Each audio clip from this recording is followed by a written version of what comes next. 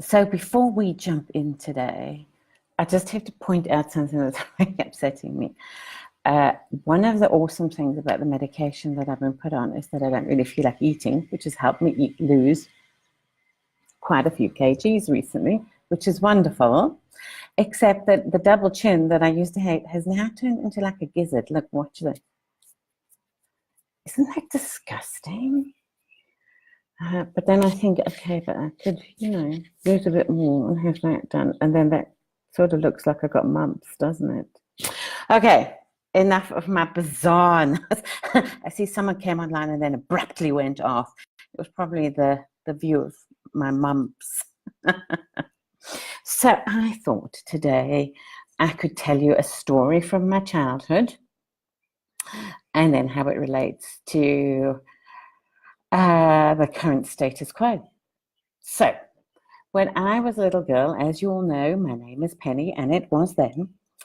And within our family, that I had two nicknames that were strictly family only. So the first of those was, sorry, I'm checking my phone. It's exam review day at school. So every time I get a WhatsApp, I check. It's like, did Chris pass? So far, it's looking great. So the first thing that's, I suppose, I think quite interesting about my name is that I was born, I really shouldn't tell you this, but I was born in 1971, which is the year that the United Kingdom, where I was born, adopted the new pounds and pence. So they moved from pounds, shillings and pence to pounds and pence. And I was born in that year. And part of the reason, not the whole reason, but part of the reason my parents chose Penny as my name is because I am a new Penny. 40 odd years on later, I don't feel that new, but that was the reason for my name. And as a little girl, I had this white, blonde, curly hair. So I keep my hair really short so I don't have to deal with the curls these days, but it curls, not in a cool curl way, like in a spaniel's ear kind of way, mostly. But it was cute when I was little and very blonde. So the family had two names for me. One was Bubble, which was really a reference to this bubbly hair that I used to have.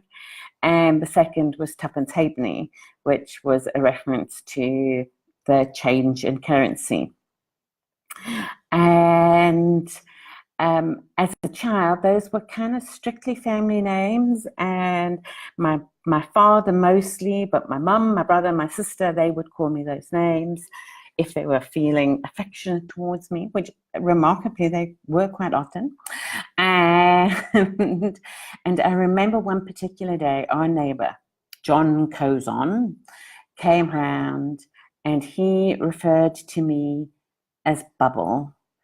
And even now, I mean, I can't have been more than 9, but I think I was even younger, 6 or 7. And I remember being like just aggressively angry of how dare this stranger think that it would be okay to adopt a family nickname. So it is always something that's stuck with me when I meet people as I go on through life. And it kind of hits me in two ways. So the one way is that, I have, over the course of Josh's illness, lots of my friends from school who we were big into nicknames at my school, I have made recontact with. And so, for example, I have one friend, who my name for her is Jilly Willy, or Jills occasionally. But then I realized the rest of the world called her Georgiana. And she's like, well, I have a professional life now and I run a business. And I'm like, what? Like your clients don't call you Jilly Willy? So then I find myself confused all the time and stumbling over the words when I refer to her when I refer to Georgiana to other people. So sorry for exposing your childhood secret there, Georgiana. But more recently, it happens like when you meet people And for me, it's particularly people who you kind of have a respect for, or you feel like you have an affinity for, or would like to remain friends with. And it's come up recently, like with two particular people.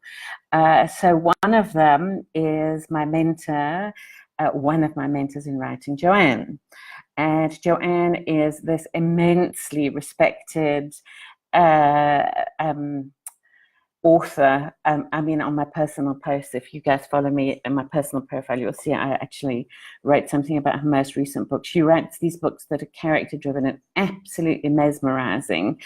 And my expectation when you meet someone with that kind of talent is that they will be sort of inaccessible and like, who the hell are you?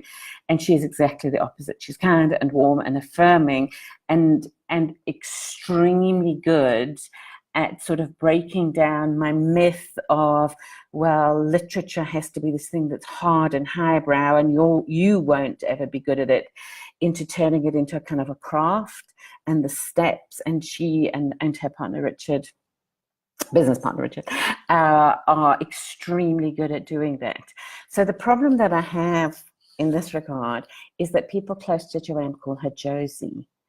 And I like really want to call her Josie. And so there was this moment, and I actually had to say I've had a breakthrough because I started calling her Josie about a month ago. And I really want to call her Josie because of all the other people I call her Josie, but like then some people call her Joanne. And then for me, there's always this really awkward moment where I go, so Joanne. And another example that I have is my friend Taylor. So my friend Taylor, actually, it's even kind of worse because my friend Taylor I met actually because she was a very beloved teacher of Joshi when he first went to high school. So she started out as Miss Kaplan. And I think she was Miss Kaplan for more than 6 or 8 months during Josh's illness, and he and Miss Kaplan were extremely close. And I remember there was a point when she was like, you know, Josh, like I know I was your teacher, but like I think we can say we're friends now, and like you at home you should call me Taylor, not Miss Kaplan when we're at home. Like if we're at school, call me Miss Kaplan, but if we're at home, you should call me Taylor. But the thing, so that in itself was like, what? And I still find myself referring to her as Miss Kaplan quite a lot. But in addition to that, actually people close to Taylor call her Tay. And it's the weirdest thing because Taylor I would now count as one of my closest, dearest friends. And gosh, has she walked a journey with me in the last year. And yet I still can't bring myself to call her Tay. I call her Taylor. And inside I'm going like, I want to call you Tay. I want to call you Tay because we're really good friends. But actually I end up calling her Taylor or sometimes even Miss Kaplan. And so this is just another example of the way that my weirdness gets in the way. So guys, tell me, when is the moment you can call someone by their nickname? You know, I mean, my official name is Penelope. No one calls me Penelope.